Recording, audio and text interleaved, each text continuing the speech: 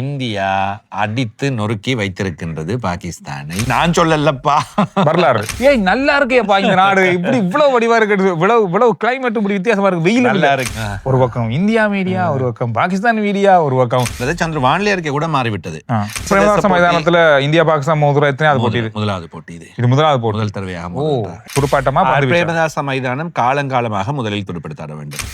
இதுல சந்துரு முக்கியமான விஷயங்கள் பார்த்தால் இரண்டு அணியும் ஃபுல் பவர்ஃபுல் டீமாக, ஆனால் அவருடைய பந்து வீச்சு இந்தியாவுக்கு கஷ்டமாக இருக்கும் என்று சொல்லப்படுகின்றது. எவ்வாறு எதிர்கொள்ள போகின்றார்கள் என்று சொல்லப்படுகின்றது. இன்றைய தினம் பாகிஸ்தான் சார்பாக பபர் அசாம் கட்டாயம் விளையாடுவார் என்று சொல்லப்படுகின்றது.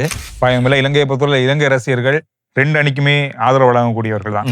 மழை இல்ல, மழை இல்ல, மழை இல்ல, மழை இல்ல, மழை அடித்து சொல்கின்றோம். 100% மழை இல்லை. இந்தியா பாகிஸ்தான் போட்டி முற்று முழுதாக நடைபெறும். அது கொஞ்சம் இப்ப 2 நாளா இப்படிதான் சந்திர இருக்குது கிளைமேட். ஆனா நேற்று இதோட கருப்பா இருந்தது. இந்த இப்ப மழை அடிச்சு தண்ணி கொட்ட இங்கெல்லாம் பெஞ்சது நேற்று கொஞ்சமா இருந்தா இன்றைக்கு மழை பெய்யாது. நாங்க சற்று நேரத்துக்கு முதல்ல மைதான பக்கம் போயிட்டு வந்தோம். அவ்வளவு பரபரப்பா இருக்கு. வீலோக்குள்ள ஒரு வீடியோ அப்லோட் பண்ணிருக்கோம். சந்திரன் வீலோக் பாருங்க, அடுத்த சந்திரன் வீலோக்ல இருக்கு. இப்ப எல்லாம் அங்க போகல, அந்த டைம்ல கொஞ்சம் பரவாயில்ல. காலையில போயிட்டு வந்தோம். அவ்வளவு பரபரப்பா இருந்துச்சு. மீடியாக்கள் தான், பாகிஸ்தான் மீடியாக்கள் தான் பறந்து இருக்கு. எங்க பார்த்தாலும் பாகிஸ்தான் மீடியாக்களோட கேமராக்கள் இருக்கு. ஒரு பக்கம் இந்தியா மீடியா, ஒரு பக்கம் பாகிஸ்தான் மீடியா, ஒரு பக்கம் சர்வதேச மீடியாக்கள், பிபிசி, அல் ஜசீரா, எல்லாமே இலங்கை மீடியாக்களும் இருக்கு. எல்லாமே இருக்கு. இதுல இன்றைய நாள் ஒரு முக்கியமான நாள் தான். மழை வரும் அப்படின்னு சொல்லி மிகப்பெரிய கவலை இருந்தது எனக்கு உட்பட. அதற்கான சந்தர்ப்பமே இல்லை. ஆனா வெக்கையா இருக்கின்றது. சந்திர வானிலை அறிக்கை கூட மாறிவிட்டது. நேற்றைய தினம் வானிலை அறிக்கையின் போது சொல்லப்பட்டது இன்றைய தினம் 93% கொழும்பில் மழை பெய்யும் வாய்ப்பு இருப்பதாக சொல்லப்பட்டது. ஆனால் இன்று காலையில் வானிலை அறிக்கையில் 27% மாறிட்டது. இல்ல அப்படிலாம் ஒண்ணு இல்ல, அது மாறி. இன்று 0% மழை பெய்வதற்கின்ற மாதிரி தான் நான் சொல்லக்கூடியதாக இருக்கின்றது. ஆனாலும் கொழும்பின் மழை சொல்ல முடியாது. 0% இருக்கின்ற வேளையிலே மழை பெய்து விட்டு பொங்கி விட்டுரும். அது ஒரு பிரச்சனை. பிரேமதாச மைதானம் நீங்கள் எப்படித்தான் என்ன செய்தாலும் காப்பாற்றப்படும். மைதானம் முற்றுமுழுதாக மூடிடுவோம். தொடர்ச்சியா 1 மணி நேரத்துல 2 மணி நேரம் மழை பெஞ்சாலும் 15 முதல் 20 நிமிஷத்துல கிரவுண்ட் கிளியர் பண்ணி அந்த மாதிரி ஒரு அமைப்பு தான் பிரேமதாச மைதானம். அதை பத்தி கவலைப்பட வேண்டிய அவசியம் இல்லைன்னு சொல்லலாம். நல்ல கிளைமேட்ல பெரிய அளவில் வெக்க இல்லாமல், அதாவது இந்த வெயில் இல்லாமல் போட்டியினை பார்க்கக்கூடியதாக இருக்கு. இன்றைய நாள் உண்மையிலேயே வித்தியாசமா இருக்கு. வெளிநாட்டுல இருந்து வந்து யோசிக்கிறவங்க யோசிப்பாங்க, ஏய் நல்லா இருக்கேப்பா இந்த நாடு, இப்படி இவ்வளவு வடிவா இருக்கு, இவ்வளவு கிளைமேட் இப்படி வித்தியாசமா இருக்கு, வெயில் நல்லா இருக்குது, அப்படி மாறி இருக்கு, அழகா இருக்குது.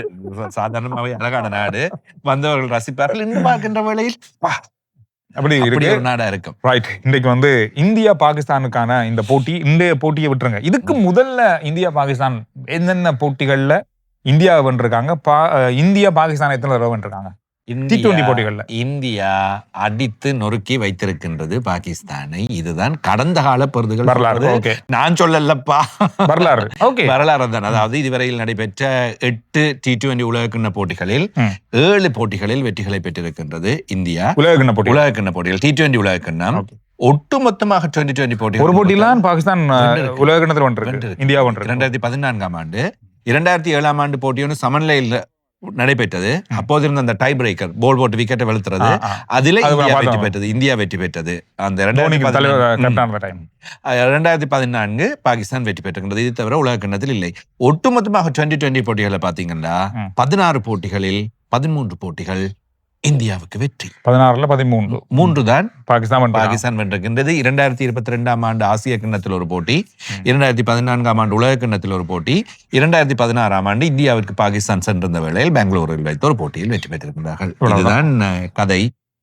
எனவே பிரேமதாச மைதானத்துல இந்தியா பாகிஸ்தான் மோதுற எத்தனையாவது போட்டி? முதலாவது போட்டி இது முதலாவது போட்டி. முதல் தடவையாக T20ல ஒரு நாள் போட்டியில வந்திருக்காங்க.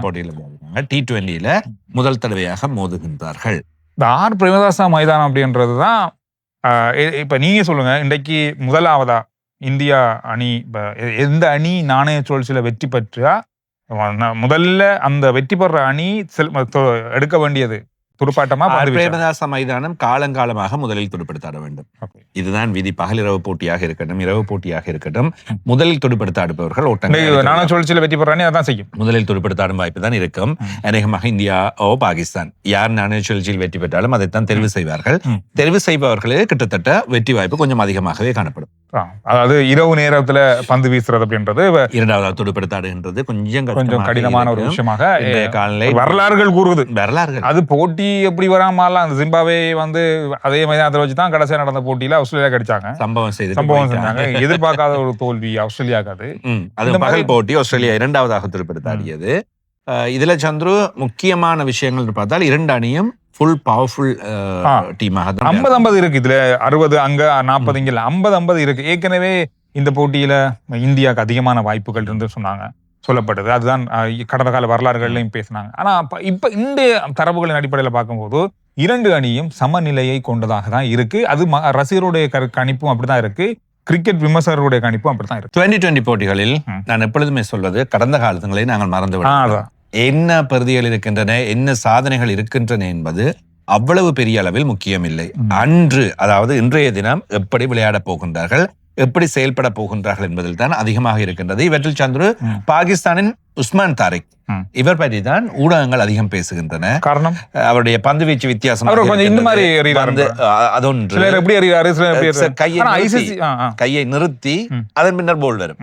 அப்ப நேற்று வீடியோக்கள் இருந்தன. சூரியகுமார் யாதவ் அதே மாதிரி தன்னுடைய துடுப்பாட்ட வீரர்களுக்கு பந்தினை வீசி காட்டி அது பயிற்சிகளை செய்து கொண்டார்கள். அது சில வேளைகளில் சிலர் அதை வித்தியாசமாக எடுத்துக்கொண்டாங்க. இந்த இப்பெல்லாம் நான் பார்த்த நிறைய சோசியல் மீடியாக்கள்ல அவர் பந்து வீசினதை பத்தி நிறைய விமர்சனங்கள். அது தெரியல. பயிற்சிகளுக்கு பந்து அப்படி கையை நிறுத்தி விட்டு பின்னர் பந்தை வீசுகின்ற வேளையில் என்ன நடக்கின்றது என்பதை சில வேளைகளில் முயற்சி செய்திருக்கலாம். ஐசிசி முழுமையாக அவரை பரிசோதனை செய்து விட்டது. பந்து வீச்சு சரியாக இருக்கின்றது, தெளிவாக இருக்கின்றது, அவருக்கு இயற்கையாக வளைவு இருக்கின்றது, அதன் காரணமாக இருக்கின்றது, கிட்டத்தட்ட முரளிக்கு இருந்தது போன்று. எனவே அவற்றின் பரிசோதனைகளின் அடிப்படையில் அது இருக்கின்றது. இன்றைய தினம் கிரிகின்ஃபோவில் எழுதுகின்ற இலங்கையின் ஆண்ட்ரூ பெர்னாண்டோ அவர் அதை பற்றி முழுமையாக விளக்கமாக ஒரு கட்டுரை எழுதியிருக்கின்றார். முழுமையாக வாசித்தேன். அவர் எவ்வாறு பரிசோதிக்கப்பட்டது, எவ்வாறு அமைந்தது என்ற விடயங்களை எல்லாம் விளக்கமாக வழங்கி இருக்கின்றார். எனவே அவருடைய பந்து வீச்சை பற்றி விமர்சிக்க தேவையில்லை. ஆனால் அவருடைய பந்து வீச்சு இந்தியாவுக்கு கஷ்டமாக இருக்கும் என்று சொல்லப்படுகின்றது. எவ்வாறு எதிர்கொள்ளப் போகின்றார்கள் என்று சொல்லப்படுகின்றது. அதே மாதிரி ஹார்திக் பாண்டியா பாகிஸ்தானோடு விளையாடிய சகல போட்டிகளிலுமே விக்கெட்டுகளை கைப்பற்றி அதிகமான விக்கெட் சிறப்பாக பந்து வீசி இருக்கின்றார் எதிராக என்று சொல்லப்படுகின்றது. அபிஷேக் சர்மாவின் துடுப்பாட்டம் பேசப்படுகின்றது. இன்றைய தினம் பாகிஸ்தான் சார்பாக பபர் அசாம் கட்டாயம் விளையாடுவார் என்று சொல்லப்படுகின்றது. இப்படி அணியாக பார்த்தால் இரண்டு அணிகளும் பலமாக 100% வீதம் தங்களுடைய அணியை இறக்குகின்றார்கள். இன்றைய தினம் வெற்றி பெற்றுக் கொள்கின்ற அணி சந்துரு அடுத்த சுற்றுக்கு நிச்சயமாக உறுதியாக தெரிவு செய்யப்படும்.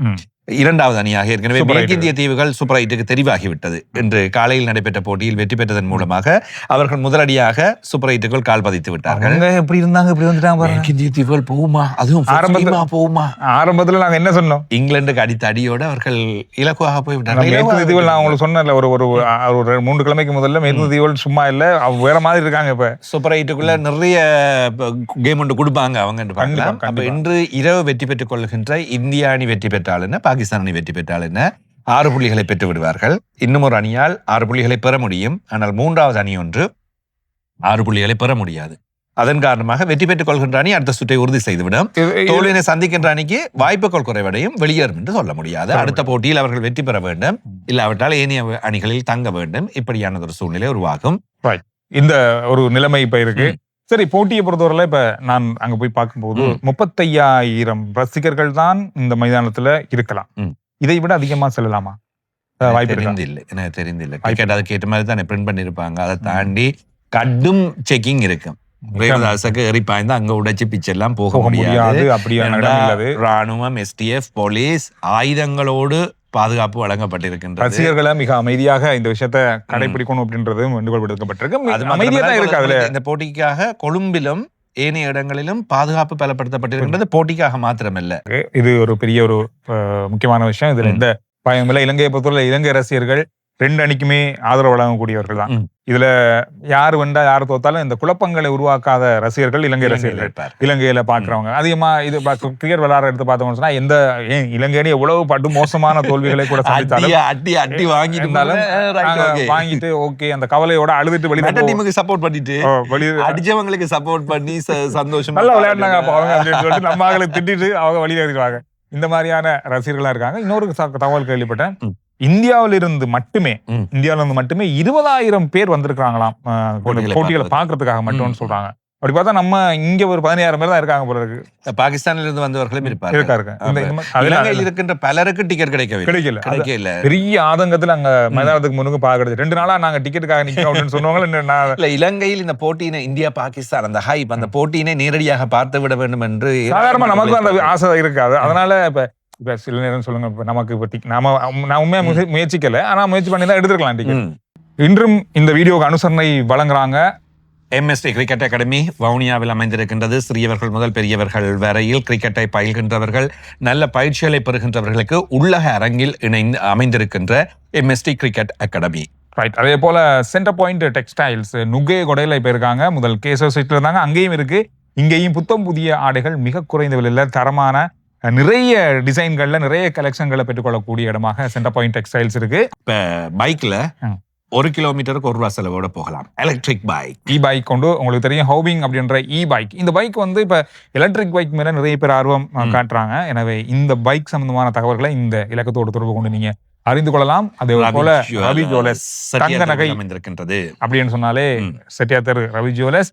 7 மணிக்கு போட்டி ஆரம்பமாகும். இனி நீங்கள் போட்டியை பாருங்கள். போட்டி முடிவடைந்ததும் சந்திப்போம். முடிவடைந்ததும் என்ன நடந்தாலும் சந்திக்கிறோம்.